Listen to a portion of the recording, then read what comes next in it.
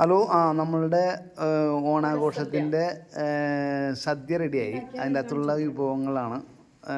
ഒന്ന് എരിശ്ശേരി, സാമ്പാർ, ഇത് പച്ചടി, ഇഞ്ചിക്കറി, കാളൻ, ക്യാബേജ്, പപ്പടം, രസം, ഉപ്പേരി, മേടിച്ചാണ് ശർക്കര വരട്ടി, പായസം, ഗോതമ്പ് പായസമാണേ. പിന്നെല്ലാം അവിയൽ. പിന്നെ എല്ലാം ഞങ്ങൾ എല്ലയൊക്കെ തോട്ടത്തിൽ പോയിട്ട് വെട്ടി കൊണ്ടുവന്നിട്ടാണ് ഭക്ഷണം കഴിക്കുന്നത്. പാത്രത്തിലല്ല, റെഡിമെയ്ഡല്ല, ഒറിജിനലാണ്. ഓക്കെ. അപ്പോൾ വിനിത തന്നെയാണ് ഇതെല്ലാം റെഡിയാക്കിയത്. കാലത്ത് ഇന്നലെ തൊട്ടുള്ള പരിപാടിയാണ്.